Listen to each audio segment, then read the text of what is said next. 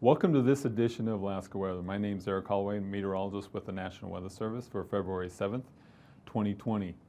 We have a couple of options if you want to research your forecast area a little bit further. 1-800 number, 1-800-472-0391, or you can get a hold of us and look at our forecast with the weather.gov/Alaska, or you can take out Alaska and put in Fairbanks, Juneau, or Anchorage in for Alaska to further refine your search.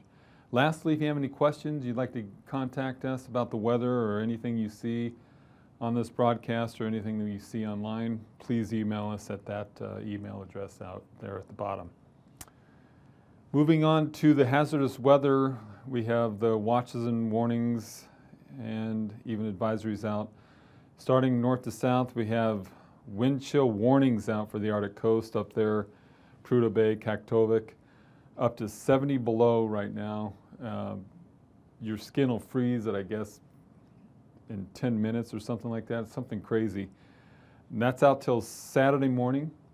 And we also have winter storm watch out right now, which is this orangish color, for south-facing slopes of the Brooks Range, also the headwaters of the Koyukuk, also headwaters of the Noatak and Kobuk rivers. And that's up to 15 inches of snow expected, and that's out till Saturday morning, from Saturday morning through Sunday afternoon. Also down in the lower Yukon, we have a winter storm warning for lower Yukon Valley with up to 10 inches in that region and very cold wind chills, and that's out till midnight tonight. Lastly, or not lastly, but we also have, let's move to the next slide, we have a large area of or sections of south central Alaska with winter weather advisories out for the lower Cusco and even into the western Susitna Valley there till 9 p.m. Saturday with up to 7 inches in that region. Otherwise, the western Susitna will be 6 to 12 inches expected, and that's from 8 a.m. Saturday to 5 a.m. Sunday. Lastly, we also have high wind warnings out for Cold Bay and Unalaska, portions of the Alaska Peninsula and eastern Aleutians there, and that's through Saturday morning. Moving on to the satellite, you'll see, as we set this in motion, lots of southerly push.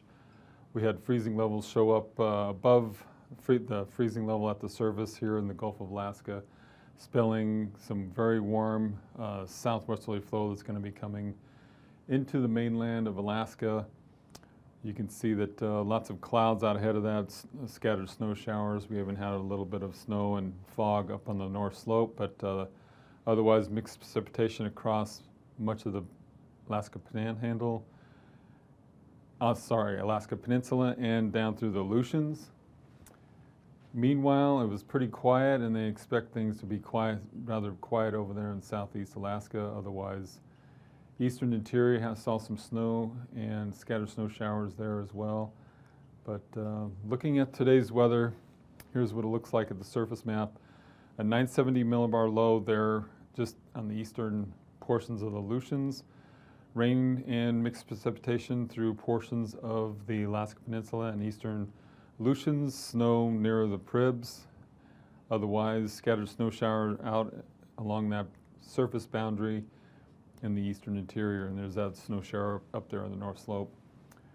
Pretty quiet again down there in the panhandle of Alaska, with rain showing up there near the northeast Gulf Coast, and even a little snow shower there in Prince William Sound. For tonight's weather, looking at that 970 millibar low continuing to move towards the east, occluded front out ahead of that with 1002 millibar low forming in the Gulf of Alaska. We expect rainfall and out ahead of that system and maybe even mixed precipitation across lots of the coastal areas. Further inland, a little bit of snow showers associated with that. Otherwise, a large area of mixed precipitation down the Alaska Peninsula into the eastern Aleutians. Otherwise, snow showers in the eastern interior and scattered snow showers out in the Bering Sea.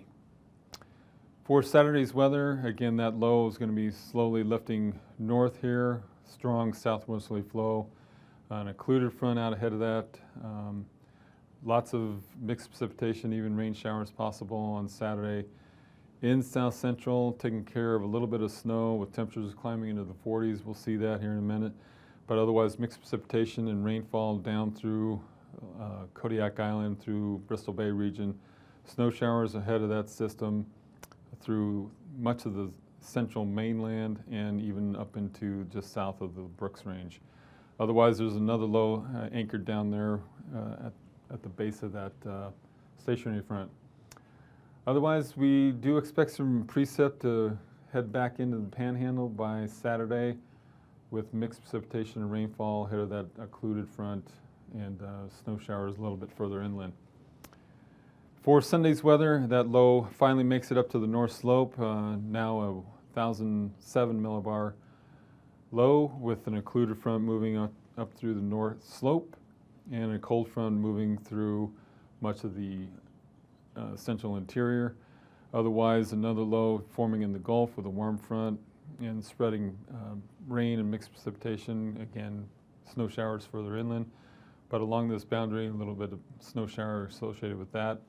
And out there in the western Aleutians, a 963 millibar low expected on Sunday. What do the low temperatures look like Saturday morning? You can see along the north slope, minus 40s and minus 30s across that region. Kotzebue minus 39, Nome 29, otherwise Fort Yukon minus 9, Eagle 9, Northway at minus 5, Fairbanks at 0, but otherwise pretty nice through south central with 20s, even a 34 there at Kodiak. Otherwise down the Aleutian chain and across the Alaska Peninsula in the 30s. And let's check out southeast. Temperatures in the upper 20s there at Haines Skagway and even in Yakutat, but otherwise 20s and 30s there across the rest of the Panhandle.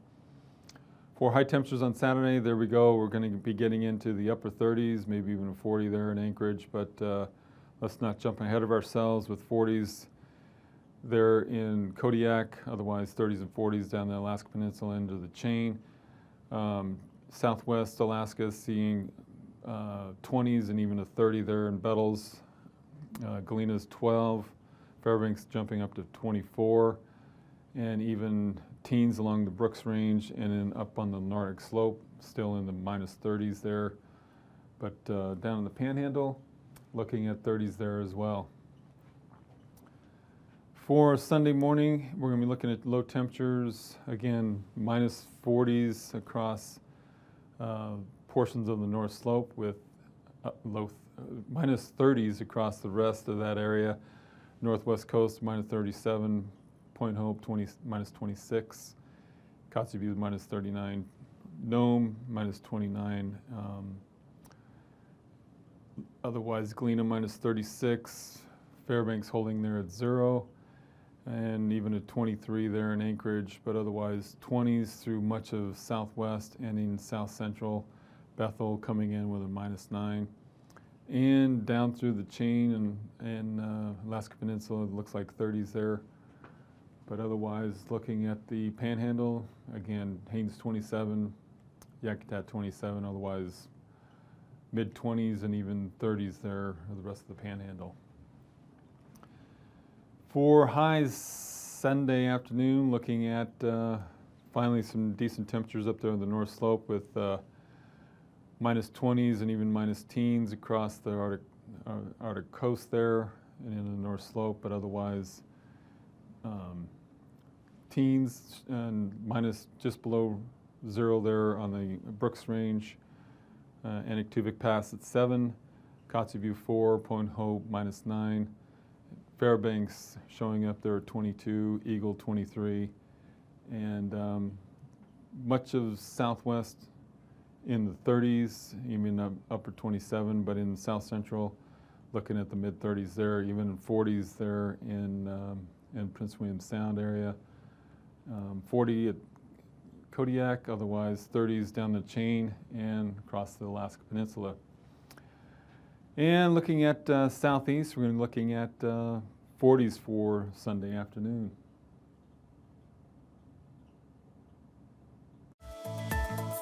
And now, aviation weather around Alaska. Moving on to flying weather for Saturday morning. Let's look at the flying weather. Here we got a low pressure system moving into Bristol Bay, spreading IFR conditions from southwest Alaska down through the Bering Sea and into the Aleutians. Scattered IFR conditions across the eastern interior, marginal across much of the southeast, and even isolated IFR in the Panhandle there and northeast Gulf Coast. Otherwise, IFR conditions across eastern Kenai and portions of Kodiak Island. Flying weather for Saturday afternoon with this low pressure system moving into the Bristol Bay along a boundary covering the eastern interior. IFR conditions spread out along that boundary. Otherwise, some IFR conditions there in the south central, in the Matsu Valley, and along the Alaska Range. Otherwise, that spreads out down through the Bering and into the Aleutians. And let's take a look at southeast real quick. IFR conditions throughout that region and into the northern Gulf. For Sunday morning, again, marginal conditions across much of southwest Alaska and IFR conditions across the northern part of the mainland and even through the Seward Peninsula along a cold frontal boundary. We're going to see IFR conditions for the Alaska Peninsula out through the Aleutians.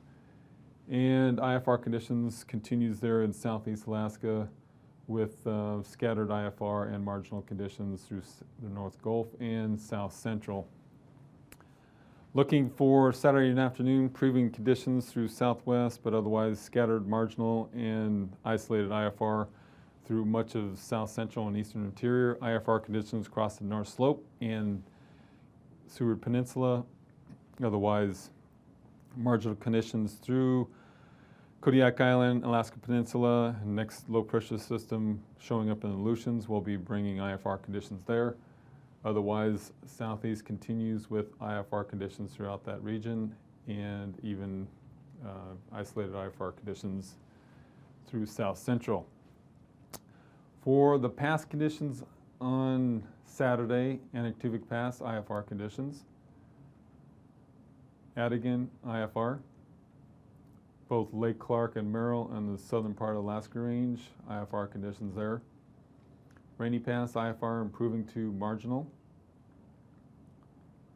Rainy, IFR to marginal. Windy, marginal. Isabel, marginal. Mentasta, marginal early, VFR by the end of the day. Tanita, marginal early, IFR late in the day. Portage, IFR conditions there.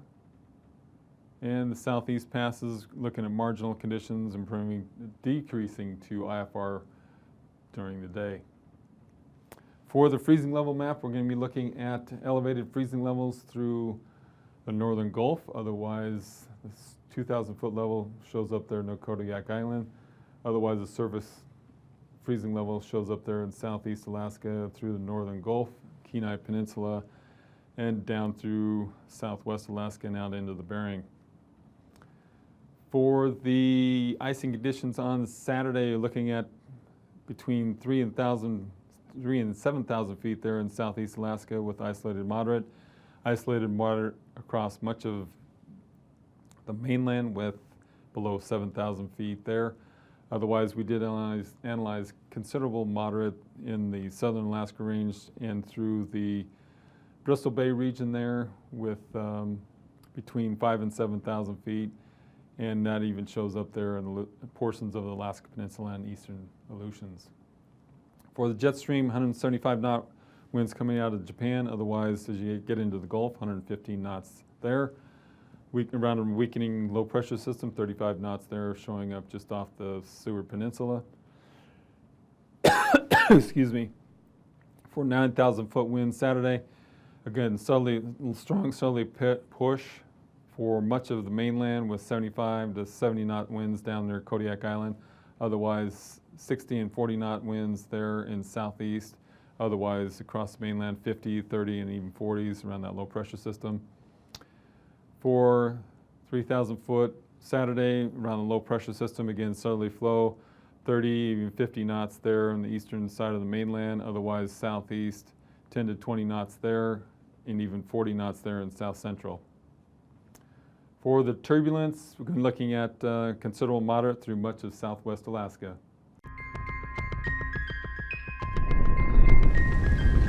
Space weather affects technologies.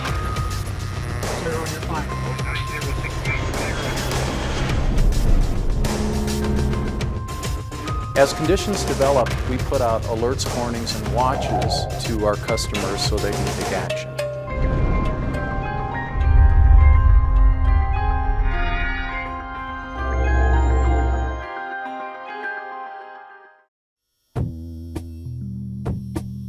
The Space Weather Prediction Center has had a long-standing relationship with the power industry, so they've been aware that solar storms, the geomagnetic storm piece of that, can affect the operation of their systems and induce extra currents and loads on those systems that can either trip those systems offline or in the worst of cases, cause damage. That relationship goes back for several decades. In fact, a big incident in 1989 where part of Quebec was tripped offline that affected something like 6 million customers for about 9 hours. I think that really raised the awareness in the power industries. When we get the alert, we watch the grid and start looking for issues. Are we seeing a decline in voltage? Are we seeing equipment failures? And we readjust the system to try to mitigate those problems, try to keep the lights on and keep it from going out. So we're averaging about 500, 550 kilometers per second. If we didn't have this early warning, we wouldn't see it until our sensor saw it. Getting more information quicker and faster before the storm hits, not during the storm, is a big improvement. In the long term, I think what we need and what we're moving toward, the U.S. as a whole, is better modeling, fully understanding this phenomenon, understanding how it would impact specific systems. Rather than actually experiencing a storm, we can simulate storms in our software and see what the impact is. We try to get ahead of it. We always plan that if there's an outage, how can we keep the lights on? What's the best process to prevent it? In the end, 5-10 years from now, there's going to be a whole mix of operational procedures driven by what we do on prediction and warning. And then there also will probably be some level of hardware controls to ensure the reliability of the grid.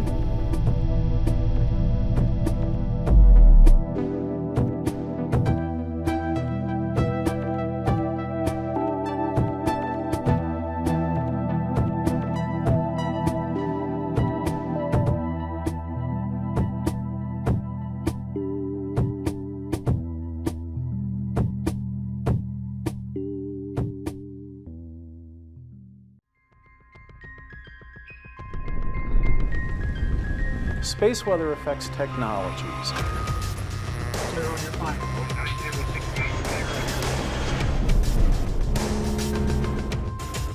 As conditions develop, we put out alerts, warnings, and watches to our customers so they can take action.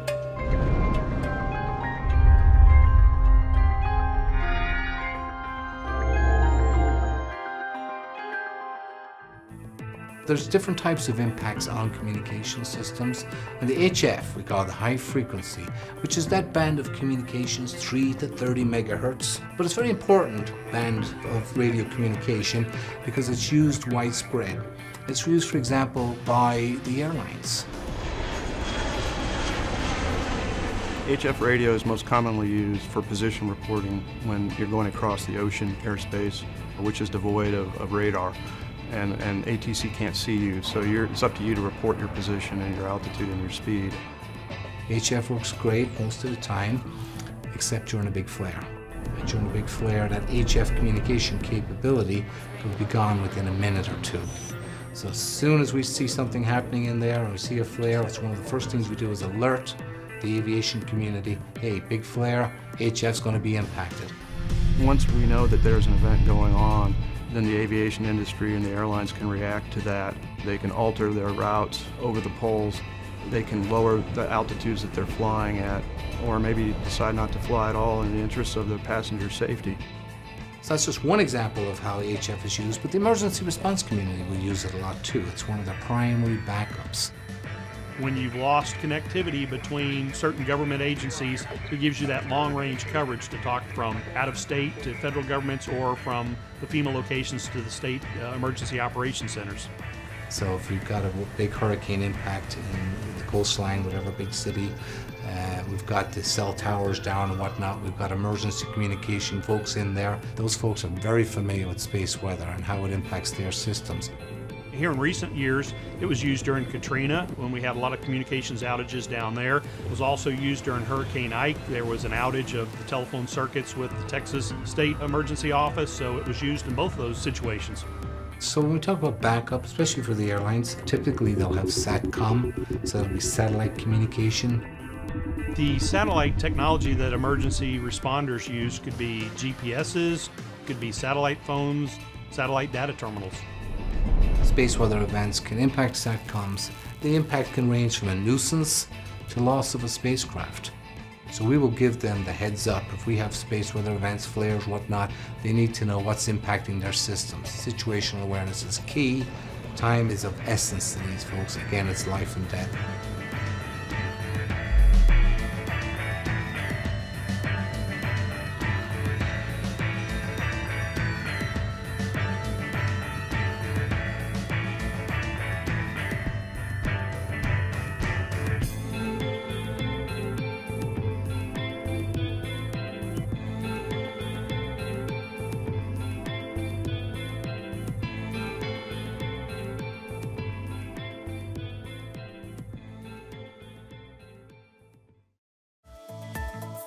And now, marine weather around Alaska. Let's take a look at the marine forecast, starting with the ice conditions analyzed today. The forecast calls for ice pack to slowly lift north and just north of St. Paul over the next 5 days. We do expect a little bit of a northerly direction out of the ice there on the western side of St. Matthew Island. Otherwise, we have some openings, a lower concentration of ice there in Bristol Bay region. For Saturday's marine forecast, inside waters, southeast Alaska, looking at winds generally from the southeast at 15 knots, but as you get into the Lynn Canal, winds near gale from the south at 30 knots. Outside waters, winds generally from the southwest or west, 20 to 25 knots. Gales up there in the north Gulf Coast. And for Sunday, looking at southeast Alaska again, winds generally from the south, 10 to 20 knots across the region, gusts to 35 there in Lynn Canal. Otherwise, winds generally from the southwest at 20 knots, seas as high as 13 feet. For south central, looking at winds generally from the southwest at 40 knots, near gales there. Otherwise, seas as high as 14, even 15 feet down there. Prince William Sound from the southwest at 35 knots. Cook Inlet, looking at winds generally from the south, 40 to 35 knots, seas as high as 18 feet there in Kamishak Bay area. For Sunday's forecast, looking at, again, southwesterly winds, 30 to 25 knots, even southerly there in Prince William Sound at 25 knots, seas as high as 12 feet. Otherwise, Cook Inlet, winds generally from the south at 35 knots in the central and northern part of the Cook Inlet. Otherwise, Kamishak Bay area, winds generally from the west at 30 knots. For Alaska Peninsula, Kodiak Island, looking at winds generally from the southwest, storm force winds there just south of Sand Point, 55 knots, seas as high as 36 feet. Otherwise, around Kodiak Island, winds generally from the southwest, 40 to 45 knots, seas as high as 23 feet. On the north side of that, looking at winds generally from the south at 50 to 55 knots, gusts to 65 just north of Cold Bay. For Sunday, winds generally continue out of the southwest, 20 to 30 knots there in Shelkoff Strait. Otherwise, winds generally from the north at 20 knots on the north side of the peninsula. Let me jump over here for Aleutian Chain, eastern side. You can see we have hurricane force winds projected for Saturday, 65 knots out of the southwest at 43 knots, seas as high as 43 knots there. On the north side, looking at winds, especially north of Alaska, to storm force winds there, 55 knots, gusts to 65. Otherwise, winds come down a little bit as you move into the central Aleutians. Winds generally from the north, 20 to 40 knots there on the north side. Also northerly on the western side, 30 to 35 knots. For Sunday, again, winds on the eastern side, generally out of north, 15 to 20 knots. Central, easterly from the 30 knots, and from the west, out on the western Aleutians, 35 to 45 knots. Looking at the west coast, winds generally out of north, 30 to 45 knots, maybe a little bit more westerly as you get into the Kuskokwim Bay Delta area. 50 knots there, storm force winds. Otherwise, near the pack ice edge, looking at winds generally from the north, 40 to 45. For the west coast, on Sunday again, winds generally from the northeast, 20 to 25 knots there. Otherwise, in Norton Sound, winds generally from the southwest at 25. On the Arctic coast, north of Prudhoe Bay and Kaktovik, winds generally from the east at 10 knots.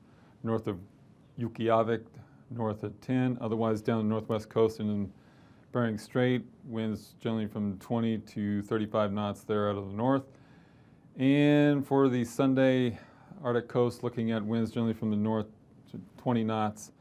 Otherwise, down the northwest coast and through the Bering Strait, 30 to 40 knots there. And just off the Seward Peninsula, winds generally from the northwest at 20. For tonight's weather, looking at that big low pressure system, 970 millibar low, moving into the Bristol Bay, stationary front out ahead of it, snow showers and mixed precipitation across the region. Otherwise, Saturday, again, you continue eastward movement of that low into Bristol Bay. Thanks for watching Alaska Weather. These forecasts are for planning purposes only. Call 1-800-WX-BRIEF for a formal pre-flight briefing. Always file a flight plan before you go flying. The U.S. Coast Guard Auxiliary urges you to leave a float plan with a friend or the harbor master before you go boating.